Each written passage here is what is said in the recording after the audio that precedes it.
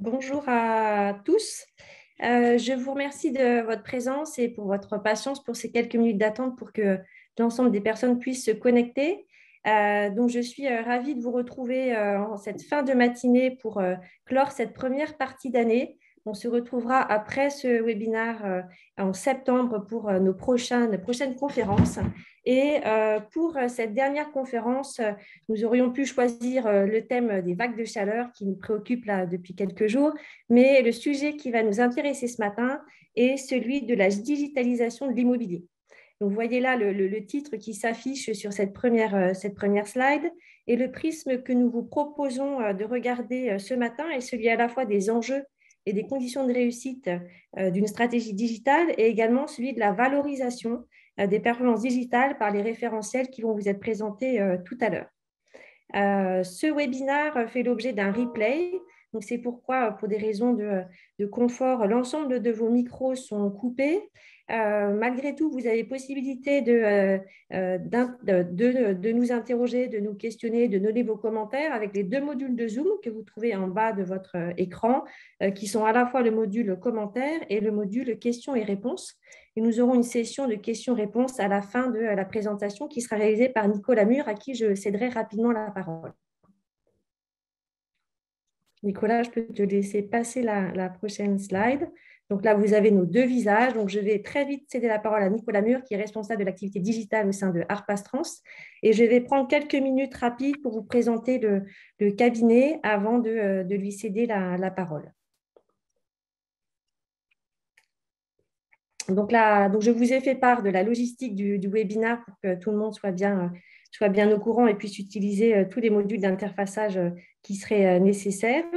Donc, la société Harpas Trans, donc une société de conseil en immobilier avec un objectif qui est celui d'accompagner les transformations de l'immobilier qui se traduit par un certain nombre de sujets que nous portons, dont je vais parler tout à l'heure, et 4 pôles d'activité qui se mettent au service de la mission, de la performance de leur expertise, évidemment, auprès de nos clients, et également au service d'un certain nombre de valeurs de l'immobilier qui nous intéressent, dont la valeur d'usage, et le digital fait partie de cette valeur d'usage, bien entendu.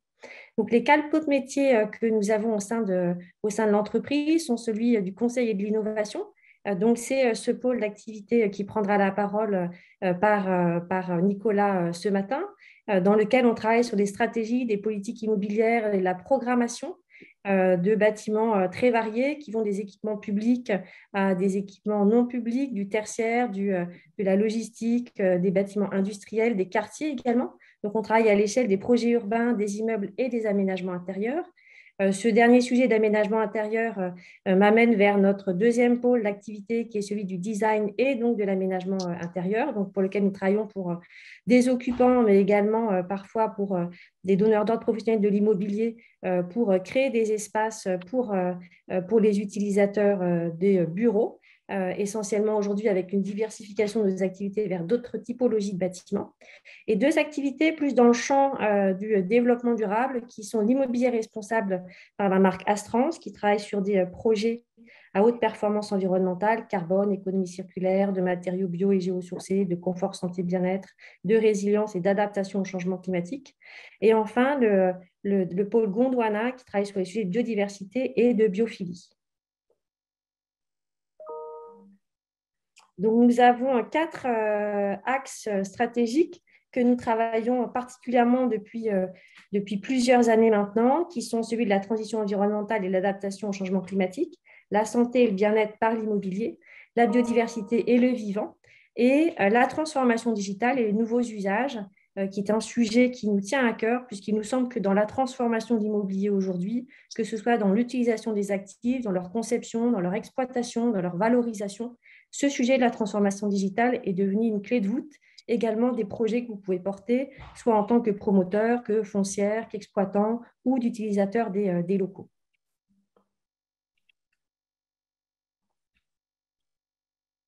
Donc, on est une équipe de un peu plus de 100 collaborateurs aujourd'hui avec des compétences internes variées qui vont des compétences de programmistes aux compétences d'ingénierie ou d'écologues ou de spécialistes du sujet du digital dans l'immobilier.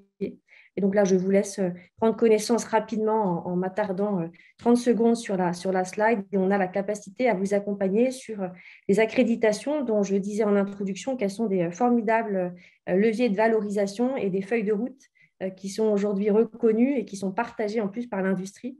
Et donc, parmi ces certifications et ces labels, il y a évidemment celles qui concernent le digital, dont Nicolas vous parlera tout à l'heure. Tu peux passer, Nicolas. Donc, on a des clients dans l'ensemble de l'industrie immobilière, donc des foncières et des assets, des promoteurs, des constructeurs, des facility managers, des utilisateurs, des instances et maîtrises d'ouvrage publiques. Et donc, aujourd'hui, on voit bien que l'ensemble des sujets qu'on adresse intéressent l'ensemble de ces parties prenantes et que ces parties prenantes ont besoin d'articuler l'ensemble des enjeux que j'ai évoqués tout à l'heure de manière à produire un immobilier qu'on pourrait dire future-proof ou résilient aux enjeux qui sont les nôtres, qu'ils soient environnementaux, qu'ils soient sociétaux ou qu'ils soient économiques et liés à l'économie des ressources dans lesquelles on est en train d'entrer. Donc, pour prendre la parole aujourd'hui, comme je l'évoquais, c'est notre pôle Conseil, Innovation et Smart Building qui prendra la parole, dont l'un des objectifs, l'une des missions est de travailler au travers de missions de conduite de projet, d'AMO, de programmation, de stratégie et de schéma directeur, à intégrer des valeurs d'usage qui deviennent aujourd'hui des indispensables des bâtiments, quels que soient les types de bâtiments. Et dans cela, comme je l'évoquais aussi tout à l'heure, le sujet du digital et de la cybersécurité devient aujourd'hui clé dans la production des bâtiments. Et donc, c'est à ce titre-là que nous travaillons sur les stratégies digitales, les stratégies de data, l'UX digital, la cybersécurité, donc la certification des bâtiments en accompagnant nos clients sur les sujets de WireScore, SmartScore et R2S.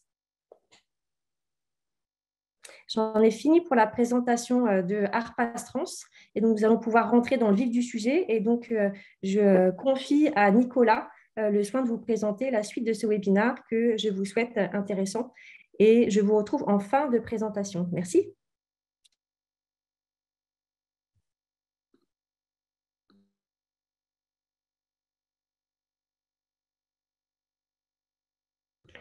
On ne t'entend pas, Nicolas.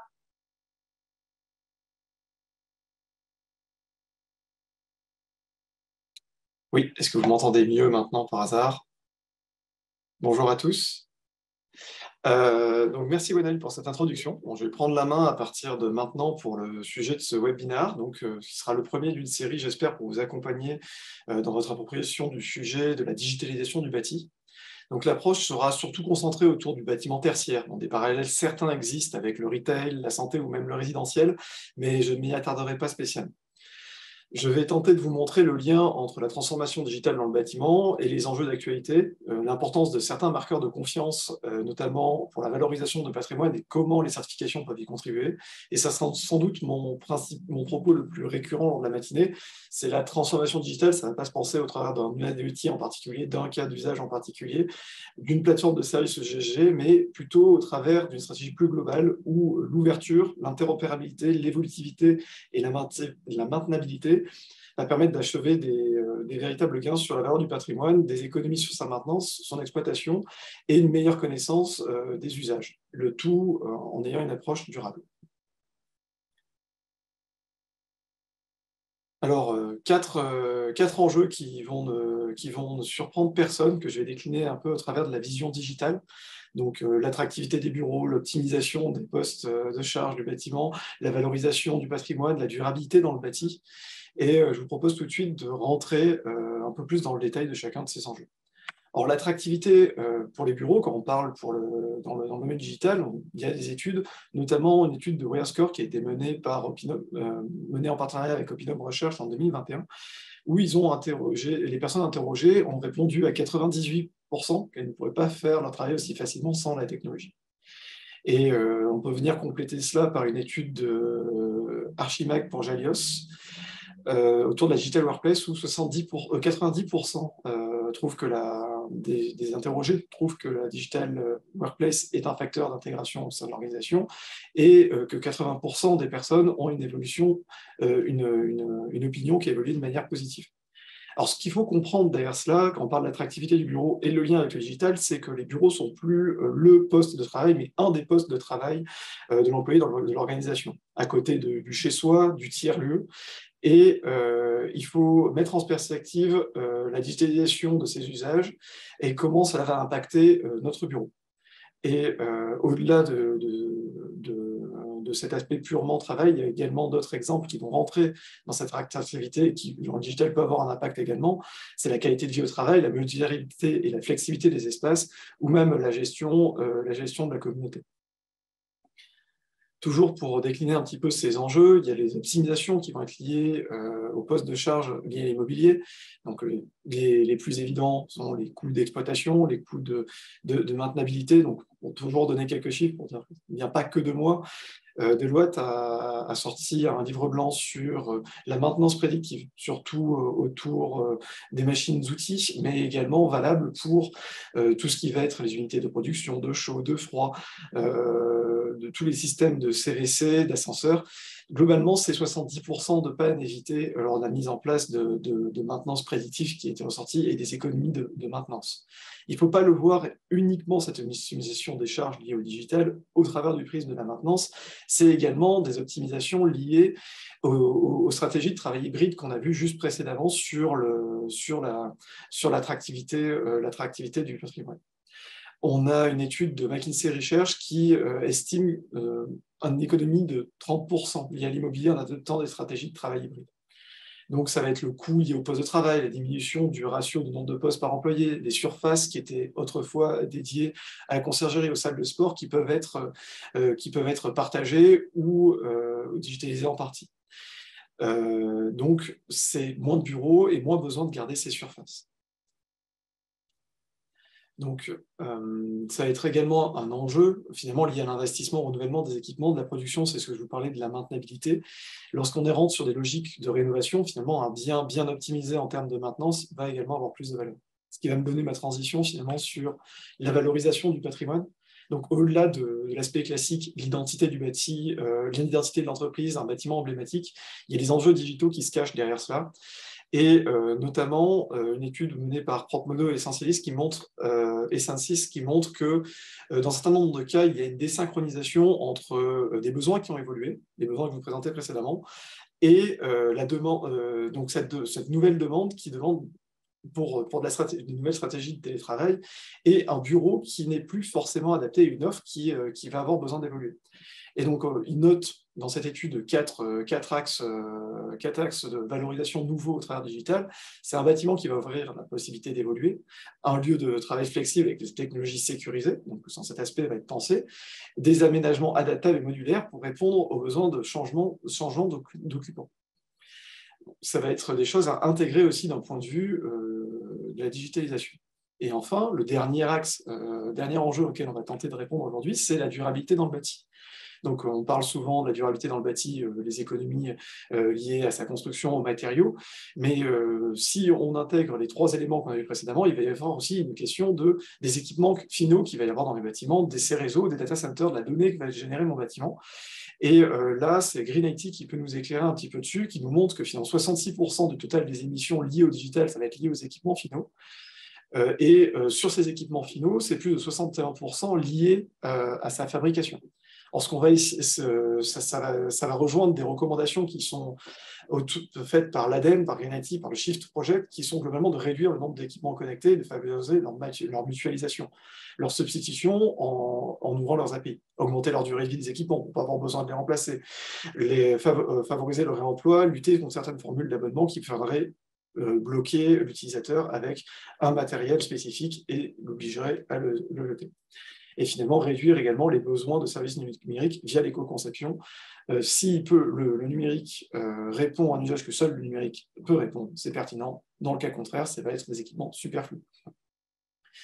Donc tout cela, c'était pour vous montrer que des enjeux le digital, finalement, ça inclut assez bien dans les enjeux généraux de l'immobilier. Et mon prochain point, ça sera surtout de vous dire que ces enjeux-là sont partagés finalement par l'ensemble des acteurs. Que l'on prenne nos architectes contacteurs, nos promoteurs, constructeurs, facility managers, occupants, asset managers, et bien finalement, ces quatre enjeux devraient vous parler. Et pour vous en donner quelques-uns, par exemple, les architectes et constructeurs vont avoir besoin d'avoir un cahier des charges, des colonnes claires sur des sujets qu'ils ne maîtrisent pas forcément pour justifier de choix structurels. Les promoteurs, comme des asset managers, vont tenter à valoriser les biens qu'ils vendent ou qu'ils mettent en location, ou qui même sont propriétaires, en assurant une bonne connectivité, de la durabilité, de la modularité. Et pareil, les promoteurs, facility managers, occupants, assets vont avoir besoin de connaître leurs espaces, ils vont pouvoir valoriser leurs services complémentaires, ça va générer de l'attractivité pour les occupants, participer à une certaine efficience énergétique et améliorer les performances de maintenance et la performance de maintenance. Enfin, je pourrais continuer cette liste pendant longtemps. Et finalement, la seule idée à retenir derrière ce slide, c'est que vos enjeux sont aussi ceux de vos clients, de vos partenaires, et ce que vous mettez en place pour vous va avoir également de la valeur pour les autres. Et on revient finalement au maître mot du début de la présentation, l'ouverture. Je dois être capable de partager ce que je mets en place pour moi à d'autres acteurs pour en tirer le maximum de valeur. Et pour continuer un petit peu cet exemple, je suis asset manager. Je vais avoir besoin de comprendre l'usage de mon patrimoine, notamment la fréquentation. Cette information de fréquentation est importante pour mon occupant également, et la mise à disposition de cette information sera un critère d'attractivité de mon bien. L'occupant pourra à son tour étendre cette couverture, en augmenter peut-être la précision, pour connaître plus précisément les questions de ces espaces, pour ses prochains réaménagements. Cette information qui, à son tour, pourra être pertinente pour le facility manager, pour mieux cibler ses interventions d'entretien, le ménage ou la proposition d'optimisation, et ça va jouer également sur le confort de ses occupants et ainsi permettre d'améliorer la valeur de son offre. Donc on voit que ces enjeux sont partagés par différents acteurs, qu'il y a des moyens de valorisation, mais également qui vont se baser sur, qui vont également se transcrire à une certaine échelle physique, celle du bâtiment, finalement le trait d'union quand même qui est le trait d'union entre ces différents acteurs. Donc il y a plusieurs objectifs qui vont être servis par ce même intermédiaire. Donc, pour reprendre quelques-uns des objectifs que j'avais donnés, la durabilité dans le bâti, ça va se penser comme les recommandations de l'ADEME, à travers d'une infrastructure adaptée, ouverte, évolutive, dans laquelle on ne va pas avoir besoin de multiplier les équipements. Ça va permettre de suivre également, on va avoir besoin de suivre ses consommations, ses productions de CO2, la qualité de l'air intérieur. Ça va être également les mêmes critères qui vont venir servir à optimiser mon parc immobilier, rendre attractifs les bureaux et dans une certaine mesure optimiser les postes de charge via l'immobilier. Donc à différents niveaux de précision, avec différents services qui pourraient être mis en place. Mais l'idée globale à retenir derrière cela, c'est si on veut servir un de ces éléments, on va avoir besoin de mettre en place une certaine architecture, certains capteurs qui vont eux-mêmes servir les autres enjeux des autres acteurs. Donc je vais avoir tout intérêt à être capable de le partager, de le mettre à disposition des autres, et de le faire savoir. Et c'est là où finalement on va passer à la partie suivante, qui est comment je fais faire pour garantir à un autre acteur que les mesures ont été mises en place pour valoriser ce patrimoine, pour répondre à des enjeux, et quel marqueur de confiance je vais pouvoir utiliser. Et c'est là où les certifications ont toute leur place à jouer, notamment les certifications digitales, puisqu'elles vont apporter ce marqueur de confiance pour les différents acteurs. Donc, d'un côté, à la conception, à la réalisation et surtout à la revente et à l'exploitation par la suite. Donc, il y a deux grandes familles de certifications de référence sur le digital. Tout d'abord, elles ont été WireScore, avec WireScore, la certification algorithmique WireScore et sa nouvelle certification SmartScore, et la certification R2S portée par la Smart Building Alliance, donc ces deux labels, pourquoi ces trois certifications? Tout d'abord parce qu'elles sont complémentaires sur un certain nombre de critères, qu'elles proposent des approches qualitatives et qu'elles permettent la mise en place de la digitalisation des bâtiments. Donc je vais vous proposer de voir cette complémentarité au travers d'un focus sur ces trois certifications. Pour certains, vous en êtes déjà familiers et ça sera l'occasion pour moi également de vous présenter un peu les évolutions récentes de ces trois labels. Alors, on va commencer du plus récent du plus ancien en allant au plus récent. Donc d'abord WireScore. Donc WireScore, c'est une certification qui a le but de valoriser et garantir une infrastructure et la connectivité. C'est un des labels les plus simples à mettre en place et répond aux prérequis du bâti pour assurer qu'un preneur pourra venir déployer son infrastructure numérique. Alors, il s'articule autour de 4 thématiques sur cette connectivité-là: l'infrastructure, à travers les points d'entrée, les colonnes montantes, la connectivité sans fil, la résilience du bâti, au travers de l'alimentation électrique et des risques d'inondation, et enfin, toute une thématique autour de la disponibilité et des accès pour que les opérateurs puissent venir s'installer et donner les informations nécessaires aux preneurs pour venir se raccorder à ce bâtiment. Donc, ce qu'il faut retenir, c'est que c'est un label qui s'articule autour de 4 niveaux de labellisation pour Certified, Silver, Gold et Platinum, pour répondre finalement à tout type de projet. Donc, ça s'intéresse aussi bien aux neufs, à la rénovation, et il y a même une version dédiée aux occupés. Alors, pourquoi le WireScore? Alors maintenant, depuis 2013, c'est un label qui est très bien implanté en France, en Europe, en Amérique et même maintenant en Asie. Son principal attrait, et qui vient, selon les propres chiffres de WireScore 2019, permettre un taux de vacances plus bas sur l'étude menée par WireScore. Donc on est de l'ordre de 2% comparé à 5,5 à 5,4 sur l'ensemble du parc. Donc ce scope de connectivité, je vous ai donné quelques informations également sur le coût que vous pouvez retrouver, que je vous laisse prendre connaissance, et c'est un label qui est en pleine croissance, enfin qui est toujours en croissance, donc avec plus de 150 projets certifiés en 2021 pour arriver jusqu'en 2022 maintenant avec 229 projets certifiés et 200 autres en cours de certification. Alors, je voudrais m'attarder une minute sur les prérequis de ce label. On est sur un label dont les prérequis sont assez simples à venir mettre en œuvre. Et s'il faut en avoir quelques-uns en tête, ça va être des surfaces d'Elsevier à prévoir pour venir permettre à un opérateur télécom de s'installer, des adductions à prévoir de la construction. Et s'il y en a un seul, qui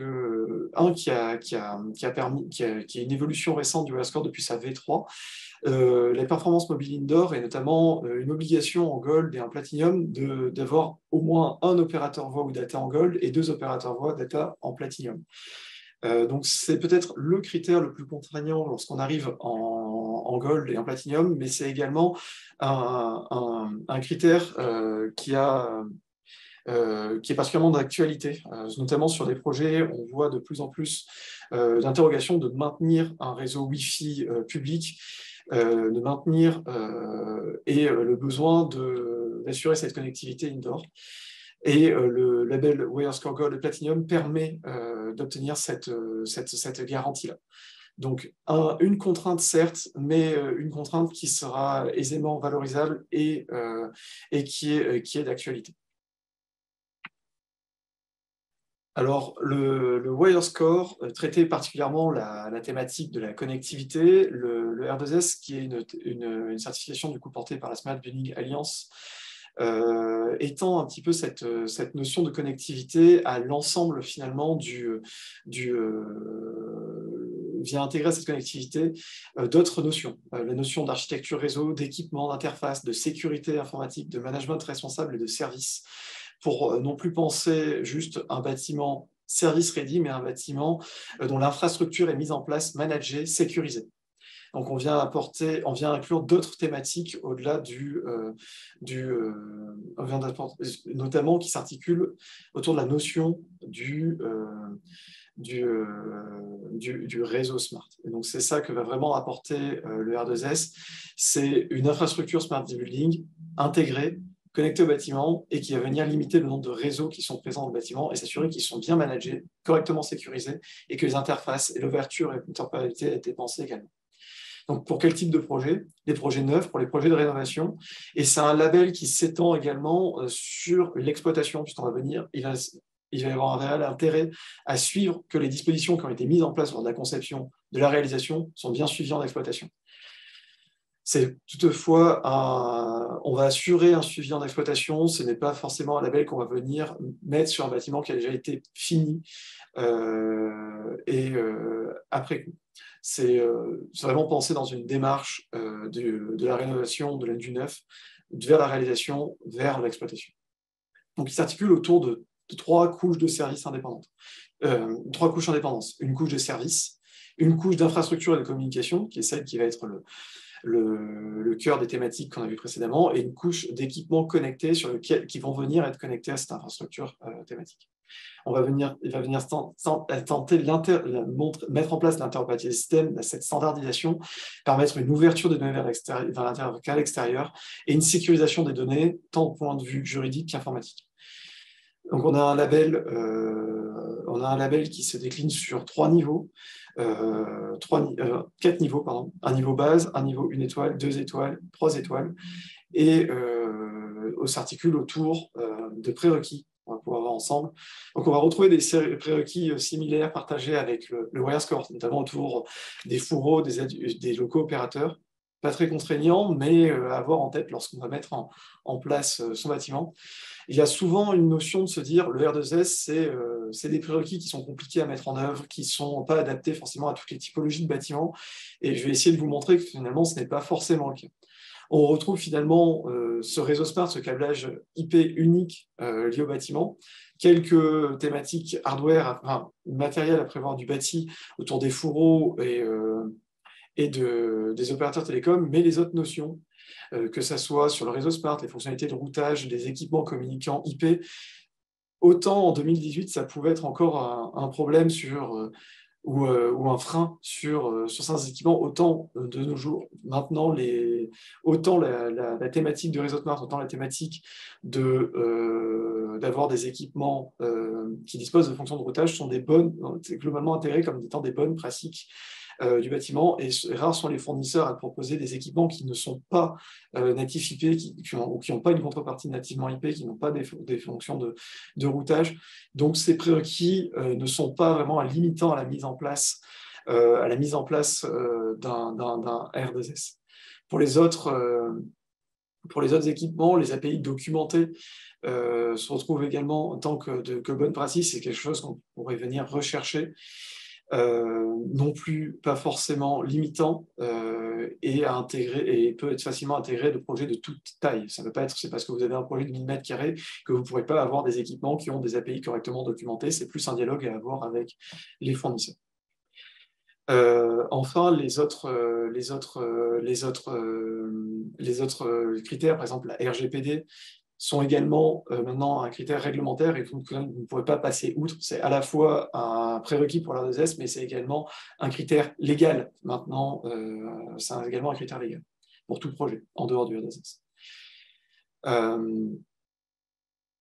Donc, des prérequis, un label très concentré sur l'infrastructure et sa bonne interopérabilité, sa bonne ouverture, et ce qui va me permettre de faire le pont avec la nouvelle certification de WireScore, au travers du Smart Score, donc une certification de 2021 qui a bien intégré finalement tous ces fondamentaux numériques, parce qu'on va voir un certain parallèle au-delà de la connectivité qui était déjà traitée par le WireScore, auquel il y a quelques recoupements entre le SmartScore et le WireScore.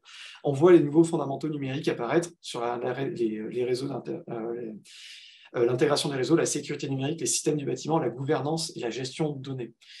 Donc je ne vais pas m'y attarder davantage puisque c'est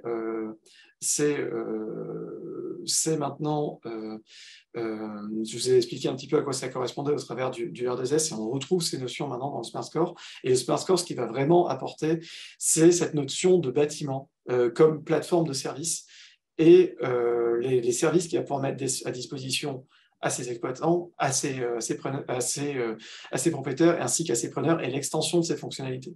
Donc elles sont rangées dans 6 thématiques: les productivités, de santé, bien-être, de services et de communauté, de maintenance et d'optimisation, de développement durable, de sécurité. Ici, la démarche est renversée. On part de besoins pour les fonctionnalités sur lesquelles on va venir mettre en œuvre les bons fondamentaux techniques pour répondre à ces besoins de fonctionnalités.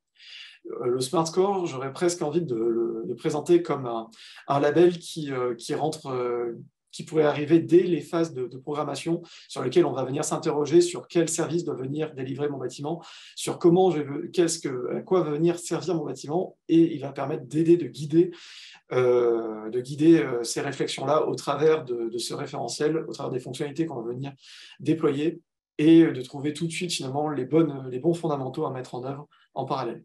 Donc aujourd'hui, en 2022, on a déjà une vingtaine de projets certifiés et je vous laisse également prendre connaissance des coûts de cette certification. Je vais juste également en profiter pour parler des prérequis de ce Smart Score. Donc, on retrouve mécaniquement, au travers de ces on retrouve les 4 niveaux, Certified, Silver, Gold et Platinum, qu'on a pu voir sur le WIA Score, mais cette fois décliné pour le Smart Score. Le premier point, ça va être le point de fonctionnalité. Pour quelles fonctionnalités je vais mettre en œuvre et dans quelle catégorie. Chaque catégorie qu'on va venir adresser va permettre d'atteindre un niveau supérieur. Donc, si on arrive à atteindre les 6 catégories, on pourra à un niveau excellent, on aura le niveau Platinum, 5 Gold, Silver, 4, Certified 3. Et en parallèle, on va mettre en œuvre des fondamentaux technologiques. Donc, les prérequis universels, ça va être tout d'abord du Wi-Fi pour les parties communes, d'un choix d'accès très haut débit et une gestion technique bâtimentaire pour le niveau Certified. Donc assez peu contraignant et permettre à un projet de déployer, va permettre à un projet de proposer, à un bâtiment de proposer un certain nombre de services de base, donc parmi les 3 catégories qu'il aura choisies. Dans le niveau Silver, on retrouve une notion partagée avec le R2S, la notion du réseau fédérateur IP, sur lequel l'ensemble des services pourront venir se connecter. Et ici, dans le Smart Score, on va demander au moins à 2 systèmes étendus à la GTB de venir être connectés. Donc les systèmes étendus, ce qu'on va venir parler ici, c'est les ascenseurs qui ne vont pas avoir un réseau dédié et qui vont être connectés à la GTB, les systèmes de sécurité qui sont également connectés directement à la GTB et pas sur un réseau dédié. Donc c'est pour éviter également la multiplication des réseaux comme on a pu le voir sur un R2S. Sur le Gold, on va penser la politique cybersécurité et la répartition des systèmes à mettre à disposition des occupants. Donc ça va me permettre de lancer cette synthèse. Donc on va voir du coup, c'est des certifications qui partagent quand même un certain nombre de principes, de fondamentaux. Ce qui est rassurant dans un sens, puisque ce n'est pas parce qu'on va venir choisir une certification ou l'autre que les fondamentaux techniques, technologiques vont venir changer, et la cohérence montre également la bonne prise en compte par chacun de ces labels, de ces prérequis techniques. Alors, si je devais venir résumer l'ensemble de ces certifications digitales, donc il y a tout d'abord un cœur lié à l'architecture du bâtiment, donc sa connectivité, traitée par les 3 labels, le WIA Score, le RDS et le Smart Score, mais également un réseau smart pour fédérer ce réseau IP, l'interopérabilité, de la sécurité à mettre en œuvre, et une gestion de données à penser. Et également des services qu'on va pouvoir venir mettre en œuvre. Donc, si vous voyez, on retrouve quand même notre fil rouge dont je vous parlais au début. L'ouverture, l'interopérabilité, l'évolutivité et la maintenabilité. Et les 3 certifications présentées ici apportent de bonnes réponses et on a une cohérence entre le WIA Score sur la connectivité, le R2S sur l'infrastructure smart et le Smart Score qui a une attention toute particulière sur les services du bâtiment mis en place par le propriétaire, extensible aux locataires, et la maintenabilité de ces services au travers d'une notion de programmation digitale. Après, on peut se poser la question, est-ce que ça a un sens de mixer ces certifications? Est-ce qu'une seule suffit? Eh bien, pour répondre à cette question, oui, il y a un sens à mixer ces certifications. Bon, tout d'abord, WIA Score qui a pensé WIA Score et Smart Score pour être complémentaires, mais je trouve également que la combinaison R2S et Smart Score peut être intéressante également.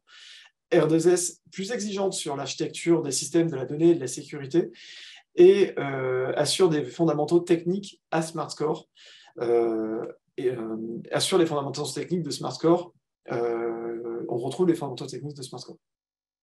Et on vient apporter une notion en plus que le R2S socle n'a pas forcément, qui est la programmation de services de bâtiments en tant que plateforme de services. Ça résume finalement un peu mes points sur la partie certification digitale. 3 certifications complémentaires qui répondent à des enjeux partagés et qui sont cohérentes.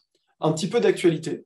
Donc, on a vu que WireScore poursuivait son développement en Europe, donc avec notamment on met l'Espagne, le Portugal, mais on a vu également notamment l'Autriche, la Hongrie, la Pologne, la Suède, la Finlande, la Grèce. Donc, une vraie thématique de développement, et même Singapour pour la zone Asie-Pacifique. Donc, on a un petit peu également le label Smart Score qui a été lancé en 2021, je vous ai parlé juste avant. Et R2S n'est pas en reste finalement avec, en juin 2022, le lancement officiel de la V2 pour le tertiaire. Donc il y a un label qui est disponible depuis quelques jours à la contractualisation, à travers de la plateforme Asia.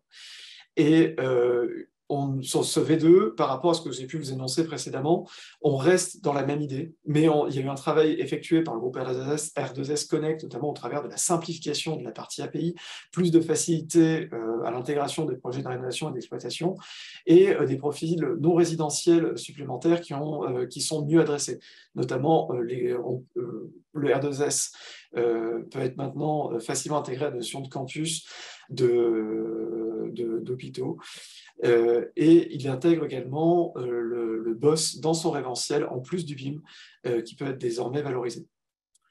Et un autre point qui sort un petit peu du scope du webinaire d'aujourd'hui, c'est que à la fois WireScore et R2S ont lancé un label pour WireScore, le WireScore Home en Amérique du Nord et en Europe continentale, et le R2S, le label R2S résidentiel en 2021, pour traiter finalement ces mêmes notions, mais les étendre au résidentiel. Donc on aura sans doute une convergence de ces enjeux qu'on a vus précédemment pour le résidentiel. Donc, je ne m'égare pas davantage, et je vous propose de voir finalement qu'est-ce qui va au-delà finalement de ces certifications, de ces marqueurs de confiance et de valorisation. Donc on avait vu que l'interopérabilité, c'était un des thèmes majeurs sur la transformation digitale, de comment assurer cette interopérabilité, la mettre en œuvre, la certifier pour d'autres acteurs. Donc R2S, à travers de la Smart Building Alliance, avait commencé ce travail en proposant le réseau IP unique. Ce réseau fédérateur unique, finalement, maintenant, a gagné en popularité et même semble devenir un standard du marché. Il est rare de voir un bâtiment en conception qui propose plusieurs réseaux. Un réseau caméra dédié, un réseau GTB dédié, un réseau ascenseur dédié. Cette notion de réseau IP unique est déjà bien intégrée, et on le voit même au travers de SmartScore, qui est également une notion qui est reprise.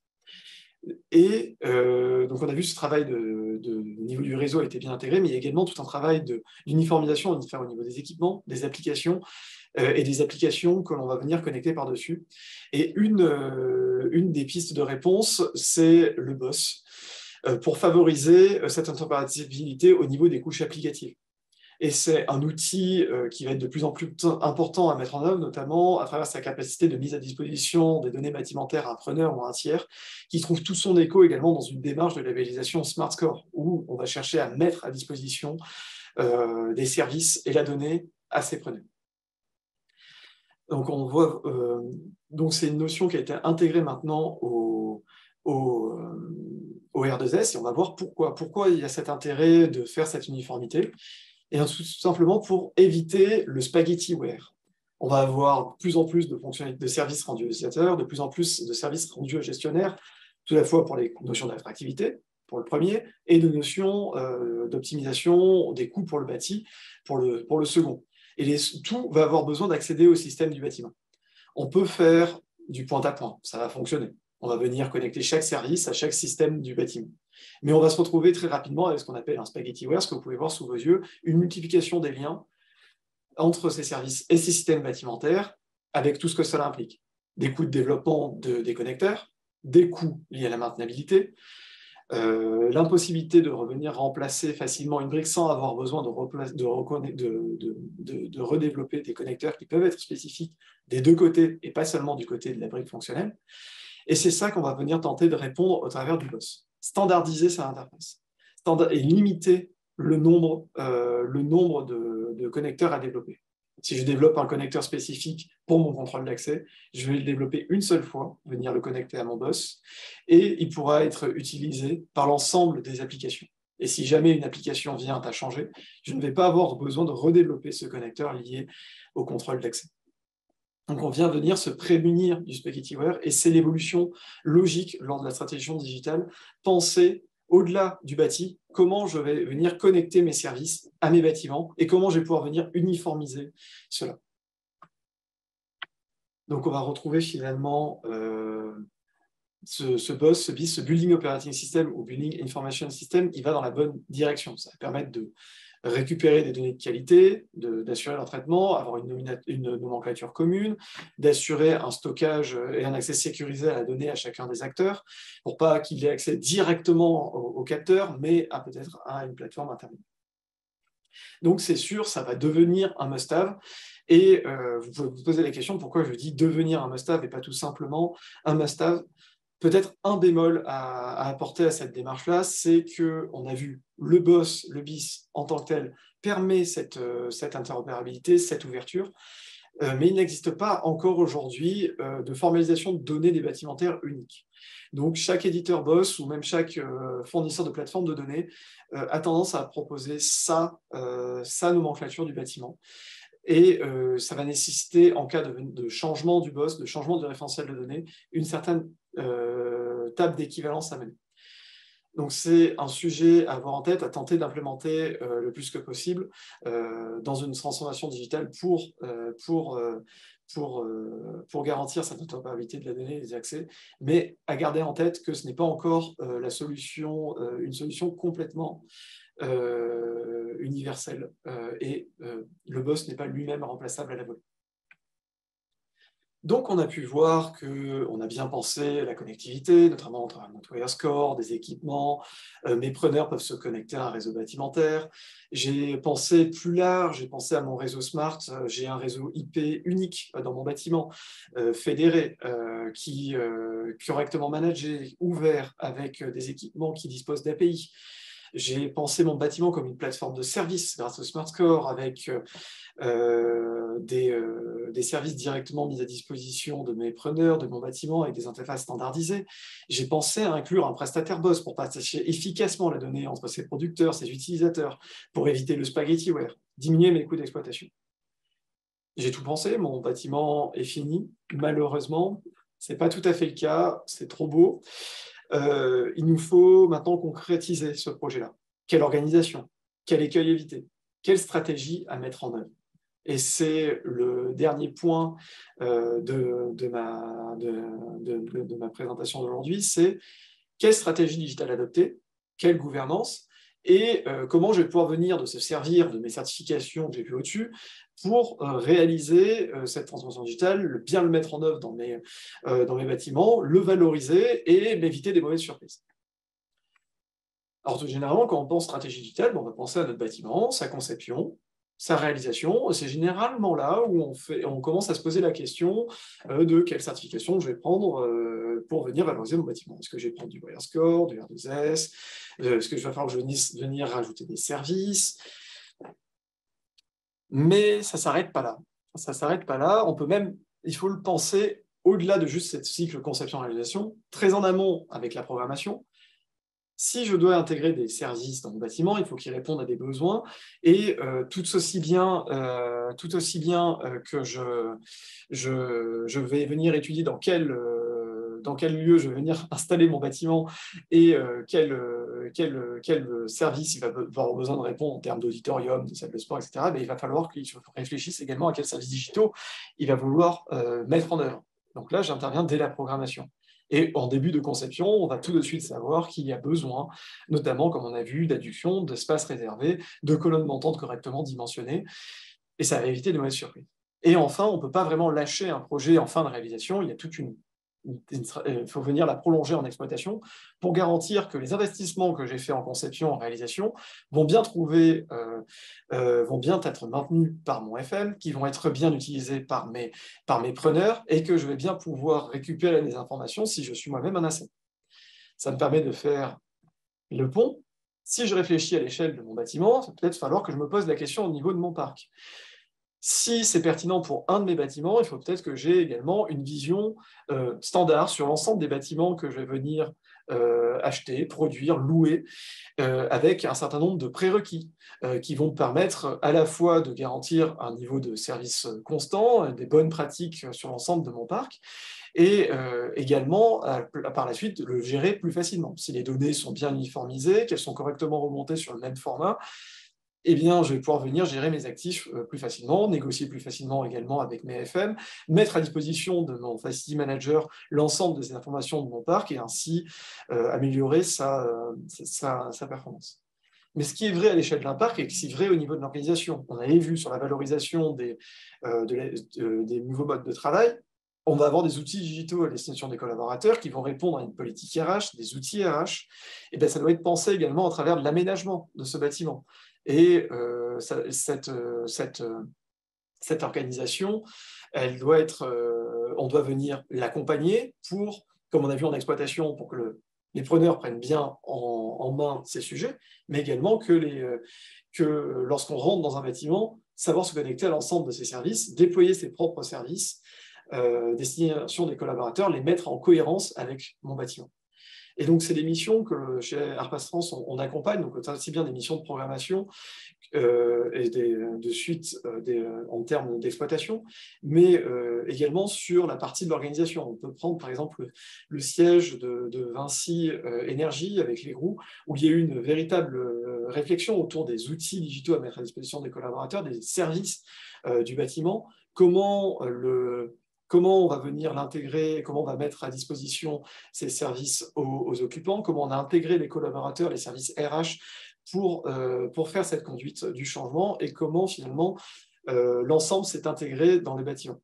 Et l'ensemble a été supporté par une certification R2S pour s'assurer lors de la conception et de la réalisation et jusqu'en exploitation que les prérequis étaient bien respectés et que le bâtiment serait adapté à répondre aux besoins de l'organisation.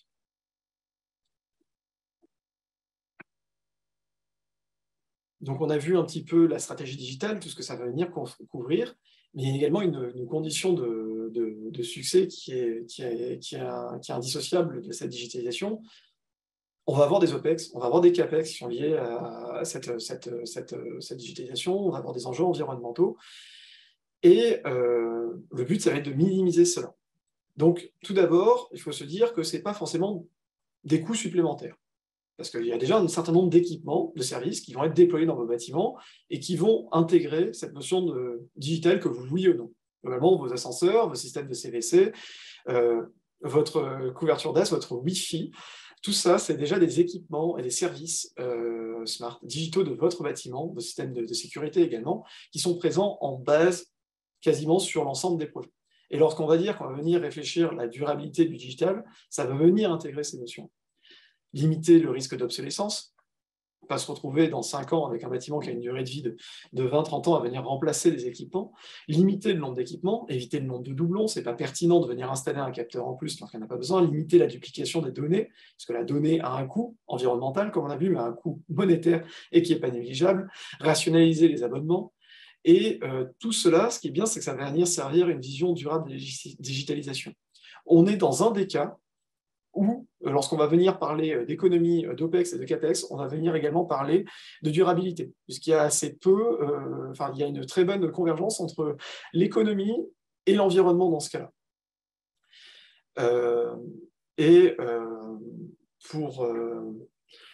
Ce que je vous propose, c'est de le voir, par exemple, au travers d'un exemple.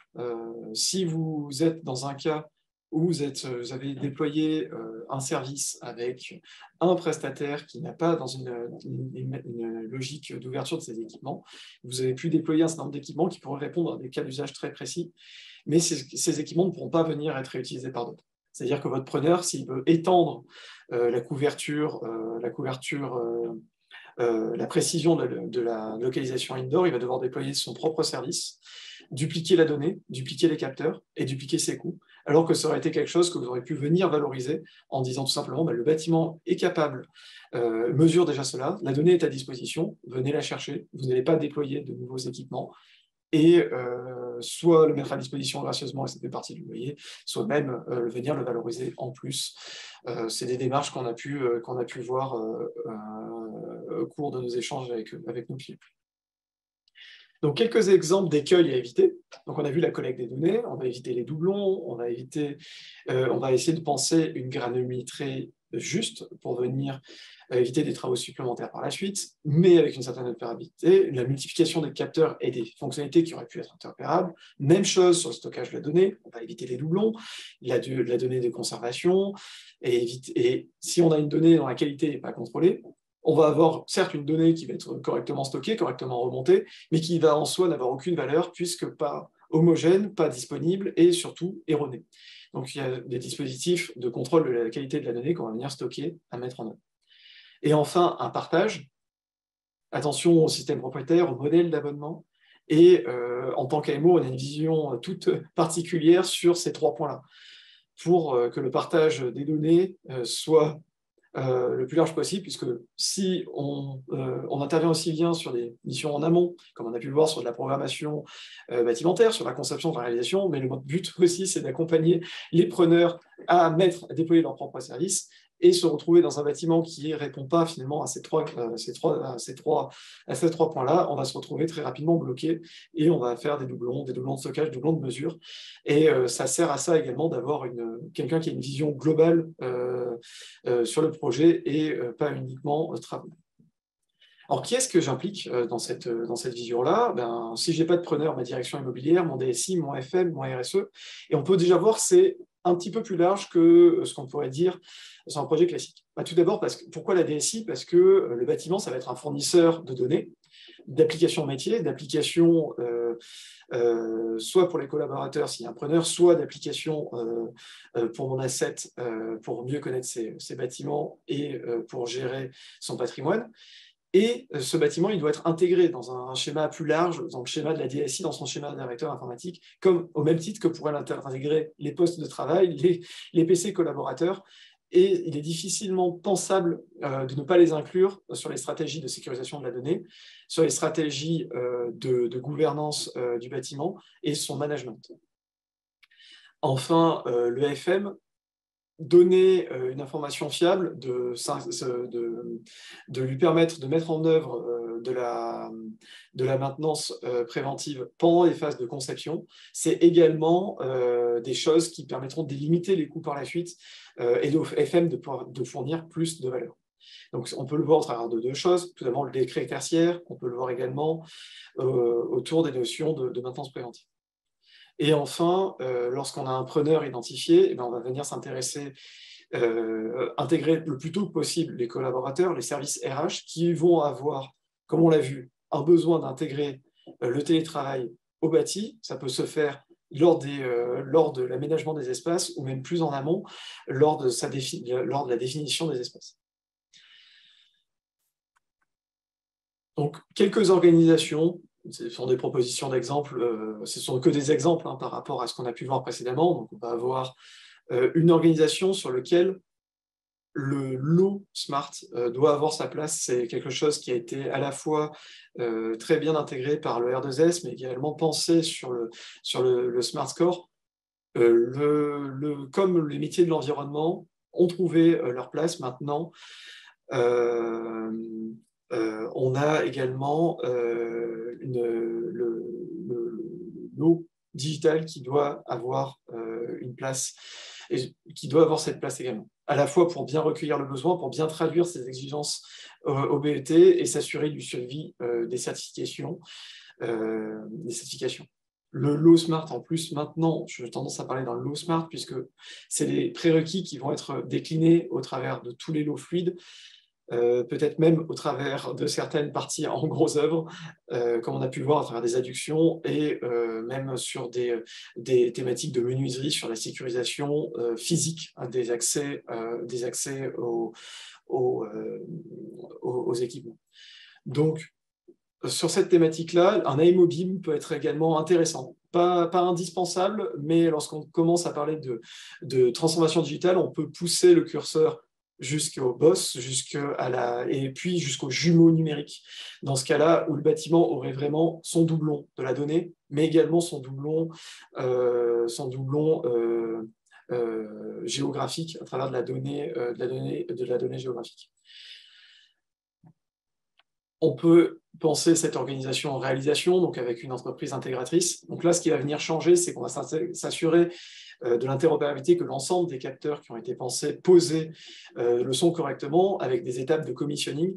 Donc il y a un rôle à penser également dans cette organisation de réalisation, le rôle de Master System Integrator, qui va avoir cette mission que l'ensemble des capteurs sont correctement configurés, que l'ensemble des commissionning sont bien faits pour ne pas se retrouver dans des cas comme on a pu le vivre par le passé, avec des GTB qui sont mis en place et pas correctement exploitables par la suite.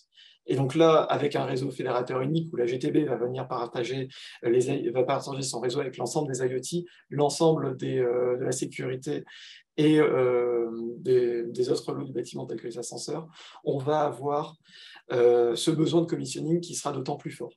Donc ici, j'ai présenté une entreprise générale intégratrice avec un MSI en parallèle. C'est des métiers également sur lesquels les entreprises générales peuvent monter en compétences et également garantir ces étapes de commissioning. Comme après, on ne peut pas vraiment laisser à la fois aux entreprises le stylo et le moyen de se noter, c'est là où on va également avoir besoin de faire un suivi des certifications, mais aussi suivi de ces étapes de commissioning pour garantir cette interopérabilité et limiter le risque d'obsolescence qu'on a vu précédemment. Et il y a peut-être une notion qu'on va voir en plus sur la réalisation, c'est la digital workplace, parce qu'on a vu le lien avec l'organisation, l'aménagement et la conduite du changement, sur lequel l'AMO Digital peut venir aider. Donc tout ça, ça nous pose dans une vision de la transformation digitale que je vous propose aujourd'hui. Donc c'est d'abord une transformation digitale, c'est au service des enjeux partagés par tous les acteurs de l'immobilier. Il faut la voir au travers de 4 grands principes pour la rendre valorisable et durable. C'est son ouverture, son interopérabilité, son évolutivité, sa maintenabilité. Et pour la rendre accessible à tous et pour surtout la valoriser correctement et permettre son extension et que ça devienne finalement la norme sur l'ensemble des métiers du bâtiment. Et on a besoin de marqueurs de confiance, la labellisation, et j'espère avoir pu vous montrer et que vous avez pu voir en quoi cela permettrait d'obtenir un certain nombre de garanties. Et enfin, pour garantir sa réussite, il y a une organisation adéquate à mettre en œuvre au travers d'un lot à part entière, à travers d'un lot à part entière pour un projet immobilier, à travers d'une stratégie SMART qui définit en amont à l'échelle d'un patrimoine, ou si elle existe déjà, la déclinaison au niveau bâtimentaire. Un suivi en exploitation qui est indispensable et surtout une mise à disposition des preneurs, puisque ce n'est pas parce qu'un bâtiment est digitalisé qu'il sera forcément bien utilisé par ses preneurs. Comment je vais pouvoir le mettre à disposition des preneurs? Donc tout ce que j'ai dit jusqu'à présent est également vrai pour un preneur. Si c'est ouvert, c'est intuitif, je vais pouvoir venir déployer mes services. Bon, vous retrouvez sur la droite, c'est les missions d'Arpastrans qui sont tout à fait en ligne avec cette transformation digitale que vous avez présentée ici, donc là, ce qui va de la programmation à l'assistance à la conception, au commissioning, au suivi d'exploitation.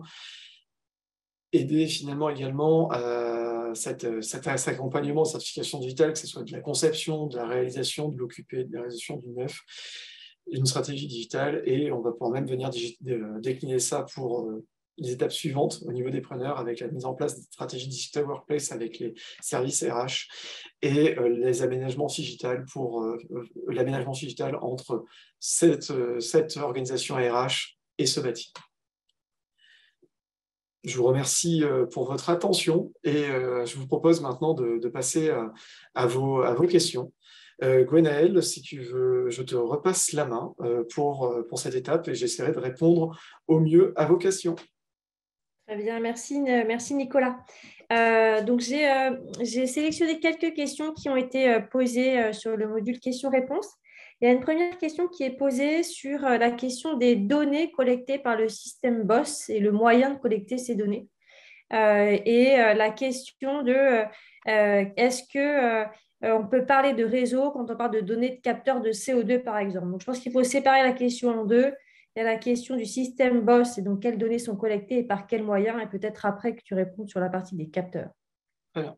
Alors déjà, pour la première partie de réponse sur le système BOSS, on part du postulat quand même que chaque capteur est déjà finalement connecté à un réseau IP, comme on a pu le voir sur le schéma.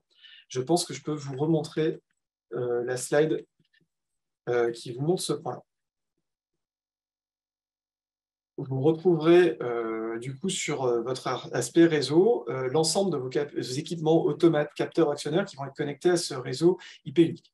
Donc généralement, ces capteurs-là, ils vont être connectés au travers de leur gateway, ou être autonomes et capables de remonter de la mer directe. Donc, peu importe leur connectivité, que ce soit par exemple le LoRa, le N-Océan, du filaire avec des prises RJ45 classiques, ou même un accès via des API parce que les données sont remontées via un cloud, le boss, lui, va venir collecter cette donnée pour la mettre à disposition des autres.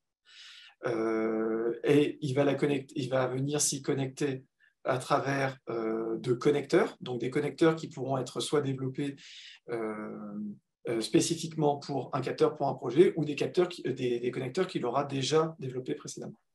Donc c'est là, finalement, le gain va venir se faire. On va avoir un équipement qui, lui, communique, qui va mettre à disposition, finalement, une API, c'est-à-dire une partie du connecteur, et un boss qui va mettre également une partie de son connecteur à disposition. Et ce connecteur va être unique, et ça va éviter de devoir créer autant de connecteurs supérieurs que de services qui existent. Bon, pour donner un exemple très simple, j'ai un capteur de CO2 LoRa qui remonte ces données à travers d'une gateway. Cette gateway, je peux venir l'interroger pour qu'elle me donne ces informations-là. Dans le cas où je n'ai pas de boss, je vais avoir mon système FM pour la connaissance d'utilisation des espaces qui va venir interroger ce capteur-là. Donc, je vais développer un connecteur, je vais venir interroger le capteur. D'un côté, je vais avoir mon système preneur qui va, lui, vouloir savoir si sa salle de réunion est disponible ou pas. Il va se baser sur les données de CO2. Et il va venir interroger le capteur également, donc il va développer son connecteur. Donc là, j'ai déjà un cas où je vais avoir développé 2 fois un connecteur pour venir me connecter à la même donnée. Avec le boss, je vais venir connecter une seule fois le connecteur vers le boss et une seule fois le connecteur vers les systèmes qui vont avoir besoin des données au-dessus. Et c'est ça, finalement, l'intérêt du boss dans la collecte de données. Sur la deuxième partie de la question, du coup, est-ce qu'on peut parler de réseau lorsqu'on parle de capteurs de CO2 ? On parle j'ai envie de parler de réseau du moment finalement qu'on parle de transfert de données. Donc même si effectivement on a un capteur de CO2 qui est connecté à une gateway, qui est connecté à un service, on a un réseau. On a un réseau qui est composé d'un équipement, qui est connecté à un moyen de communication, qui est connecté à une application.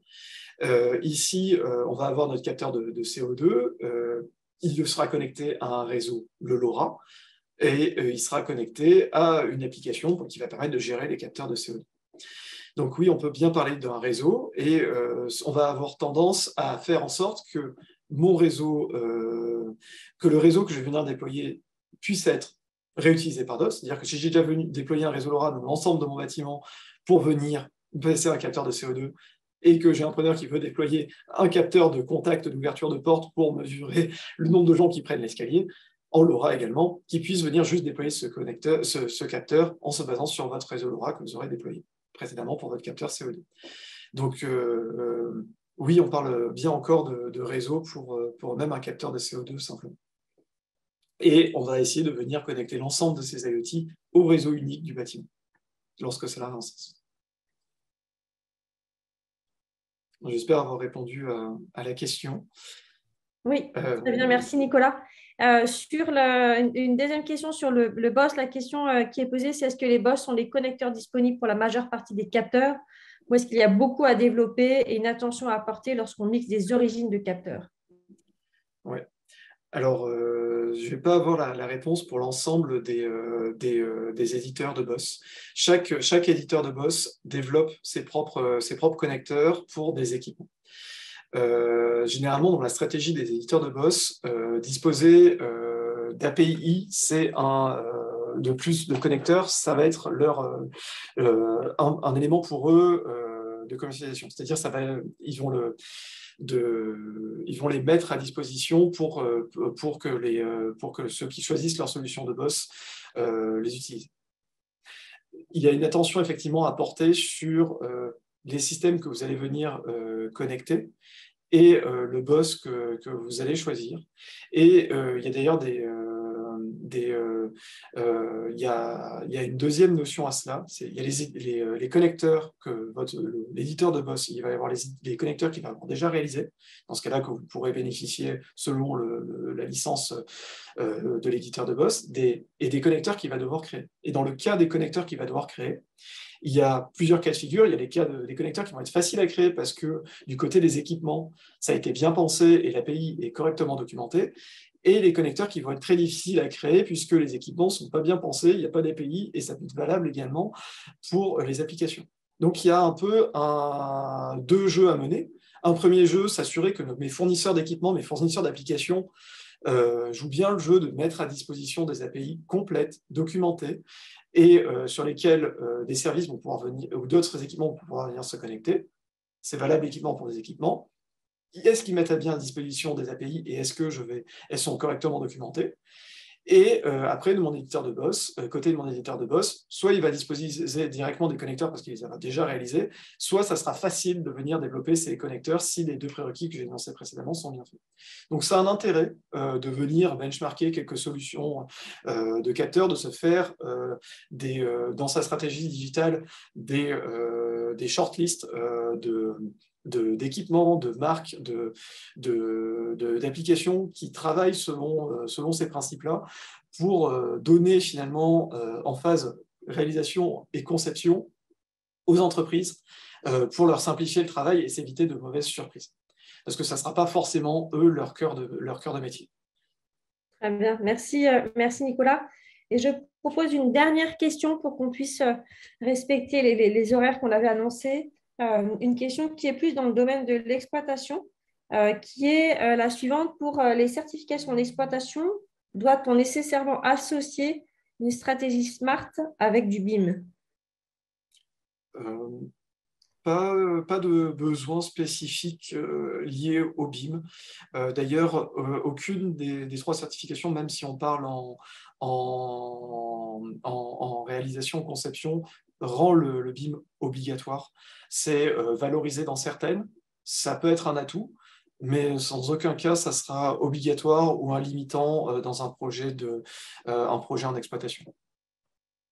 Très bien. Je vous remercie pour votre attention, pour votre présence à ce webinaire, spécialement Nicolas pour sa préparation et pour sa présentation de ce matin. Je te propose, Nicolas, peut-être de repasser sur la dernière slide pour pouvoir se quitter avec éventuellement nos coordonnées si certains seraient intéressés à prendre contact avec nous sur ces sujets. Et je vous souhaite à tous une très bonne journée et au plaisir de se rencontrer de nouveau dès le mois de septembre sur des sujets plus intéressants les uns que les autres qu'on aura à cœur et plaisir de partager avec vous. À bientôt et bonne journée. Au revoir. Merci à tous, au revoir.